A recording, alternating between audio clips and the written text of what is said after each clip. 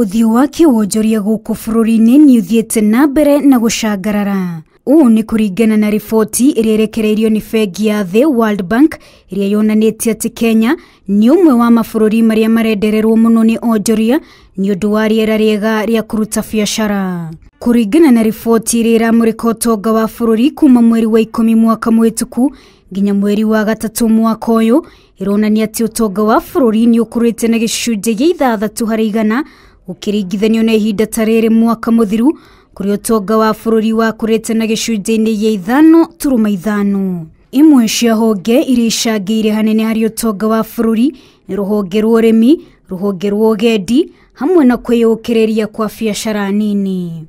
No ona kuri uguo, bengi ya thĩ yugĩte gicunji kia wonjoria bururi-ini kiahota gũikũrũka nginya gicunji gia ithano turuma mugwanja, ũndũ ũrĩa ũgũcũngĩrĩirio ni wagi wa mbura, ũndũ ũmwe na hathara iria ahũri biashara aingĩ makoretwo makĩhĩtũkĩra kumana na ng'aragu iria ĩgũmĩire kaunti itiganite gũkũ bururi-ini. The projections for 2019 has been slightly adjusted downwards from 5.8 in 2018 to 5.7, and this will gradually rise to about 6% in 2021. This outlook is based on the assumption that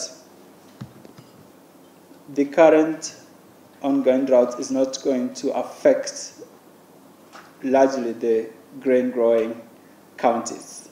But if it becomes worse and actually there is delay, particularly in the planting season, then we